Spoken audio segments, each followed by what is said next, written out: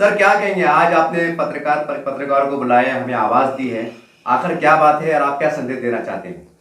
देखिए, आप सब जानते हैं कि आज फ़िलिस्तीन पर किस तरीके से जुल्म ढाए जा रहे हैं।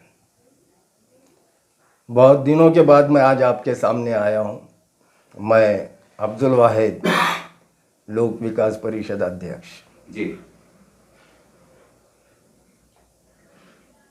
एक शर्म सी आ रही है कि आज हम बुज़दिली के किस हद तक चले गए। फ़िलिस्तीन और इज़राइल दोनों में जंग जारी है और हमारी जो मीडिया है भारत की, जिसको गोदी मीडिया कहते हैं, वो और हमारे भारत के पंतप्रधान भी हमास को टेरर अटैक बता रहे हैं। सबसे पहले तो ये डेफिनेशन क्लियर होना चाहिए कि आतंकवाद क्या है। आतंकवाद ये है कि आप किसी की ज़मीन को हथियाते हैं, आप किसी के ज़मीन पे कब्ज़ा करते हैं, आतंकवाद ये है। और ये आतंकवाद का काम इज़राइल ने किया है। फ़िलिस्तीनियों के ज़मीन पर 1948 से कब्ज़ा कर करके ये लोगों ने आज फ़िलिस्तीनियों को तकरीबन बेदखल कर दिया।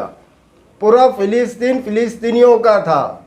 ये वहाँ पर जो है 2nd वर्ल्ड वॉर के बाद में जब हिटलर ने यहूदियों का कत्लेआम किया था, सारी दुनिया में खुसूसन यूरोप में यहूदियों को कोई आने नहीं दे रहा था। उस वक्त फ़िलिस्तीन ने यहूदियों को गले से लगाया और उनसे कहा कि आप यहाँ रहिए, आप फ़िलिस्तीन में रहिए।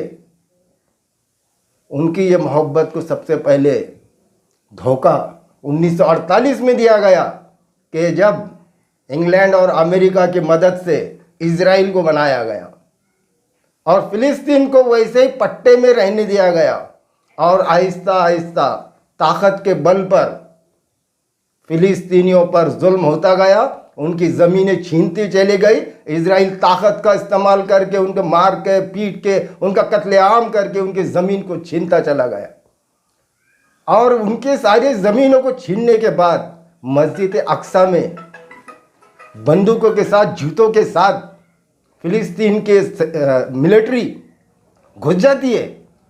अभी रमज़ान में अंदर जाके कत्लेआम करती है, गोलियां मारती है, डंडे मारती है, नमाजियों पर हमले करती है।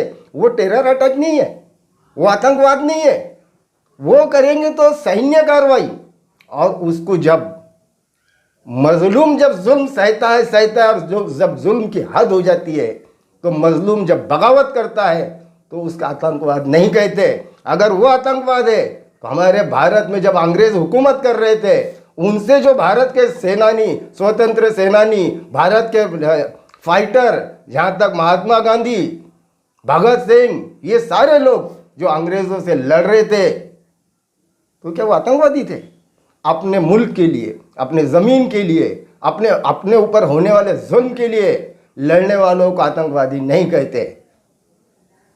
फ़िलिस्तीन आतंकवादी नहीं है, इज़राइल आतंकवादी है। इज़राइल आतंकवादी है और भारत ने हमेशा फ़िलिस्तीन का साथ दिया। महात्मा गांधी से लेकर अटल बिहारी वाजपेयी तक सबने फ़िलिस्तीन का साथ दिया। और साथ इसलिए नहीं दिया कि फ़िलिस्तीन मुसलमान है, साथ इसलिए दिया कि बाजू सही जो है ये फ़िलिस्तीन की है। इज़राइल जुल्म कर रहा है, इज़राइल ताकत का इस्तेमाल कर रहा है और आपके माँ बहनों को, बच्चों को, उनको निशाना बना रहा है। और आज उन पर जो एक बदले की कार्रवाई की गई, जुल्म की इंतहा जब हो गई, जब हद से जुल्म गुजर गया, उस वक्त उन पर एक हमला हुआ। वो हमले के बदले में आप पूरे गाजा पट्टी पर बमबारी कर दोगे, आप वहाँ के मासूम बच्चों को बमबारी करोगे, वहाँ के बूढ़ों पर बमबारी करोगे, वहाँ के मरीजों पर बमबारी करोगे, आप वहाँ पे सबको मार डालेंगे और सारी दुनिया ये तमाशा देखेंगी। और ये यहाँ का इंडिया का गोदी मीडिया उनको आतंकवादी कहेगा और इनको सैन्य कार्रवाई कहेगा। इजराइल के प्रधानमंत्री नेतन्याहू कर देंगे कि हम अब ऐसा सबक सिखाएंगे कि दुनिया याद रखेगी। अरे भैया, कैसा सबक सिखाओगे? आप इंसानियत को ख़त्म कर दोगे? आप जितने वहाँ पर औरत बच्चे हैं गाज़ा पट्टी में सबको ख़त्म कर दोगे और आप समझते हैं कि सारी दुनिया तमाशा देखेगी? ये नहीं हो सकता। आप अपनी ताकत में अंधे हो गए हो। आपको ये लग रहा कि आपको कोई हरा नहीं सकता और सब आपको डरते हैं। ये आपकी भूल है, कोई आपसे डरता नहीं है। और मैं पूछना चाहता हूँ, खुसूसन इस्लामिक राष्ट्र जो है, मैं उनसे पूछना चाहता हूँ, मैं हैरत में हूँ, मैं ताज्जुब में हूँ कि आप इतने खामोश क्यों बैठे हो? आपको नज़र नहीं आ रहा कि आपके पड़ोस में जुल्म हो रहा है? छोटे छोटे बच्चे बिलक बिलक कर रो रहे हैं, दवाखानों पर बमबारी की जा रही है, स्कूलों पर बमबारी की जा रही है। अरे उन मासूमों का क्या जुर्म है? उन्होंने क्या किया? और आप खामोश बैठ रहे हैं। आपको डर सता रहा है कि कहीं तीसरा महायुद्ध ना हो जाए। अरे लानत है ऐसी जिंदगी पर कि आप अगर डरते कि तीसरा महायुद्ध हो जाएगा और हम मर जाएंगे। अरे नहीं भी हुआ तो आप मर जाएंगे, नहीं भी हुआ तो हम मर जाएंगे। मौत सबको आनी है, जीने के लिए कौन आया है? लेकिन अगर आप जुल्म के खिलाफ नहीं बोलोगे, आप जुल्म के खिलाफ नहीं खड़े रहोगे, तो ये जिल्लत वाली मौत उस मौत से ज़्यादा बदतर है। जालिमों का मुकाबला करो। जालिम चाहे काफिर हो, जालिम चाहे मुसलमान हो, जालिम चाहे यहूदी हो, जालिम जालिम होता है, उसकी कोई जात नहीं होती है। और जालिम से मुकाबला करना ये हर इंसानियत का फर्ज है। और ये फर्ज अगर तुम पूरा नहीं करोगे तो मैं नहीं समझता कि तुम इंसान हो। फिलिस्तीनियों को इंसाफ मिलना चाहिए।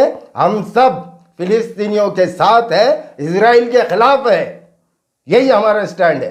सर, लेकिन मीडिया के द्वारा जैसा बताया गया है, आपने भी देखा होगा कि पहला हमला हमास की ओर से, जैसा मैंने मीडिया में देखा है कि 5000 रॉकेट वन टाइम में बरसाए गए, जिसमें बहुत जानमाल का नुकसान हुआ, ऐसा मीडिया के जरिए बताया जा रहा है। इसके ऊपर क्या कहेंगे सर? देखिए, हमला पहले इन्होंने की। आप अगर से 7 तारीख को पहला हमला बोलेंगे तो मैं आपके बात से सहमत नहीं हूँ। पहला हमला आज नहीं हुआ। पहला हमला 1948 से इजराइल इन पर करता आ रहा है। वो कई हमले थे जिसको मीडिया ने कभी नोटिस ही नहीं करा। हमला तो अभी रमजान में हुआ, हमने टीवी पे देखा कि मस्जिद के अंदर लोग घुस गए, वो भी हमला था। ये पहला हमला नहीं है, ये रिएक्ट किया हुआ पहला हमला है। ये कई हमलों के बदले में दिया हुआ एक जवाब है कि इनकी ज़िंदगी, फिलिस्तीनियों की ज़िंदगी दुश्वार हो गई थी कि अब उनको मौत जो है तो मौत भी उनको आ नहीं रही थी, तो उन्होंने ऐसे जीने से बदतर जो है तो हमला करना सही समझा कि हम लड़कर मर जाएंगे। तो वो जो हमला ये पहला नहीं है, कई हमले बर्दाश्त करने के बाद में ये एक्शन का रिएक्शन है। सर, हमारे देश के प्रधानमंत्री नरेंद्र मोदी जी ने भी जो है तो मतलब खुलकर हमास का समर्थन किया है। बतौर एक भारत के नागरिक के हमारे प्रधानमंत्री के इस बयान को, इस हिमायत को कैसा देखते हैं आप? देखिए, प्रधानमंत्री ने हमास का नहीं, प्रधानमंत्री ने इजराइल का समर्थन किया है। सॉरी, यस, इजराइल का समर्थन किया है। तो हमारे प्रधानमंत्री जो ये है, ये एंटी मुस्लिम है, ये बोलने में किसी को कोई एतराज़ नहीं है। हमारे प्रधानमंत्री, भारत के प्रधानमंत्री बाद में ये पहले आरएसएस के कार्यकर्ता है, ये बीजेपी के नेता है। तो जो भी दुनिया में कहीं भी, कभी भी, किधर भी जो भी मुस्लिम के ख़िलाफ़ है, हमारे मोदी जी उसके दोस्त हैं। और इत्तफाक से, बदनसीबी से, फ़िलिस्तीन जो है ये मुसलमान है और उनका जो दुश्मन है वो इज़राइल है। इसलिए मोदी जी को जो है तो इज़राइल अच्छा लगने लगा। हालांकि मोदी जी ये भारत की परंपरा भूल रहे हैं कि महात्मा गांधी भी इज़राइल के ख़िलाफ़ रहे हुए हैं, इंदिरा गांधी भी इज़राइल के ख़िलाफ़ रही हुई है। यहाँ तक कि बीजेपी के ही नेता अटल बिहारी वाजपेयी ये भी इज़राइल के ख़िलाफ़ रहे हुए हैं, ये भी फ़िलिस्तीन के मासूमों के साथ रहे हुए हैं। लेकिन मोदी जी ने ना जाने कौन सा चश्मा पहन रखा है, मैं नहीं जानता, मैं उनसे सहमत नहीं हूँ। दूसरी बात बताना चाहता हूँ कि मोदी जी भारत नहीं है, वो भारत के प्रधानमंत्री है। भारत हम सब है। सर, आज भारत में दो गुट देखे जा रहे हैं। जैसा प्रधानमंत्री मोदी जी ने इजराइल का समर्थन किया है, तो कुछ सेकुलर पसंद ताकतें कहने के फलस्तीन के जो मतलब मजलूम मुसलमान हैं, जैसा जिनका राजनीति को ताल्लुक नहीं, आम जनता के साथ खड़े नजर आ रहे हैं। क्या कहेंगे? मतलब इस देश में दो ग्रुप तैयार हो गए। एक कहीं ना कहीं जैसा हमारे देश के प्रधानमंत्री इजराइल का समर्थन कर रहे हैं कि भाई उनके ऊपर पहला हमला हुआ, लेकिन फलस्तीन के साथ भी जो सेकुलर ताकत है, हम कह सकते हैं, वो फलस्तीन के साथ खड़ी नजर आ रही है। तो कैसा मानते हैं आप? हमारे देश के प्रधानमंत्री को और ये प्रधानमंत्री के मानने वाले लोगों को सबसे पहले इंसाफ, न्याय ये क्या है ये समझना चाहिए। टेरर किसे कहते हैं, आतंकवाद किसे कहते हैं ये समझना चाहिए। आप इजराइल ने छीनी हुई ज़मीन पर इजराइल बैठा है और वो ज़मीन के लिए फिलिस्तीन लड़ रहा है, वो आतंकवादी है।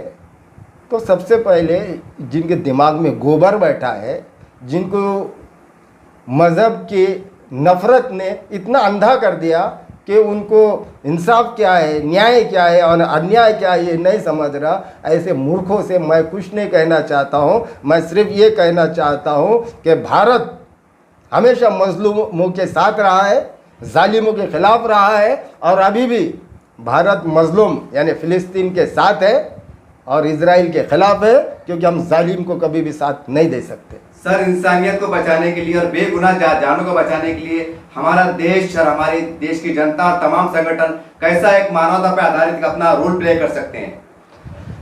देखिए, इजराइल के जो जुल्म है, ये जुल्म हद से ज़्यादा हुए। मतलब एक गरीब निहत्ते बेसहारा लोगों पर आप टनों से लाकर बारूद डाल देंगे और उसकी कोई मुखालिफत भी नहीं करेंगे। उसके खिलाफ जो बोलेंगे वो आतंकवादी। अभी तो नया कर दिया उन्होंने कि फिलिस्तीन का झंडा जो रहेगा, फिलिस्तीन का झंडा जी, फिलिस्तीन का झंडा अगर से कोई किसी के पास पाया जाएगा, फिलिस्तीन का झंडा लहराने वाला भी आतंकवादी है। मतलब आतंकवाद का डेफिनेशन तुम्हारे हिसाब से रखेंगे, जो तुमसे लड़ेगा वो आतंकवादी है, ऐसा नहीं हो सकता। इसका तुम्हारे को खामियाजा भुगतना पड़ेगा। और जो आपका सवाल है कि भारत इसमें क्या रोल अदा करता, कि हम तो भारत के नागरिक है, बाशिंदे हैं, जिम्मेदार नागरिक है। हम भारत के सरकार से अनुरोध करते हैं कि भारत के परंपरा को कायम रखे और तुरंत इजराइल से दो टूक लफ्ज़ों में आप कहें कि फ़िलिस्तीन पे हमलों को फ़ौरन रोक दिया जाए। भारत ये बर्दाश्त नहीं करेगा। भारत आतंकवाद कोई भी करे वो बर्दाश्त नहीं करेगा। फ़िलिस्तीन के हमलों को रोक देना चाहिए। ऐसी अपील पंतप्रधान नरेंद्र मोदी ने करना चाहिए। ऐसी अपील मैं मोदी जी से करता हूँ। सर, बतौर लोक परिषद के आप अध्यक्ष से जिम्मेदार है, आप इसके बारे में क्या सोचते हैं और आने वाले समय में कुछ करने वाले हैं आप? अभी आने वाले 25 तारीख को जी, लोक विकास परिषद फिलिस्तीन के समर्थन में शागन से लेकर डिविजनल कमिश्नर तक एक मोर्चा निकालने जा रही है। और हमको ये बोलने में, ये करने में किसी चीज़ का खौफ नहीं है, किसी चीज़ का डर नहीं है, क्योंकि हम संविधान को जानते हैं। हम बाबा साहब ने लिखे हुए संविधान को मानते हैं और संविधान ने हमको हमारी राय रखने का अधिकार दिया है। संविधान ने हमारी बात रखने का अधिकार दिया है। इसलिए हम रैली निकालेंगे, मतलब निकालेंगे, कोई हमें रोक नहीं सकता। हर जो भी काम होगा वो कानून के दायरे में होगा, संविधान के अंतर्गत होगा और हम फिलिस्तीन के साथ है ये हम छाती ठोककर रोड पर आकर बोलेंगे। सर, इसके लिए आपने दरखास्त दी है? मतलब इसके लिए आने वाले 14 तारीख को जी, हम कलेक्टर साहब से मुलाकात करने वाले हैं जी, और मुलाकात करके उनको पूरी रूपरेखा प्रोग्राम की उनको बताने वाले हैं। और शहर के नौजवानों से हम अपील करते हैं, वो चाहे किसी भी मज़हब के हो, दलित हो, मुस्लिम हो, बौद्ध हो, मराठा हो, जो भी इंसाफ प्रिय है, जो भी अमन प्रिय है, जो भी चाहते हैं कि इंसाफ हो, जालिमों का खात्मा हो, मजलूमों की मदद हो, ऐसे सारे लोगों से हम अपील करते हैं कि हमारे मोर्चे में बड़ी तादाद में शरीक रहकर इस बात का सबूत दें कि भारत हमेशा मजलूमों के साथ था और मजलूमों के साथ रहेगा। सर, टाइमिंग क्या है? आपको दिन क्या है और टाइमिंग क्या है? वो अभी हम तय करेंगे। अच्छा। उसके बाद में वापस एक पत्रकार परिषद लेंगे और आपको पूरी इन्फॉर्मेशन हम देंगे।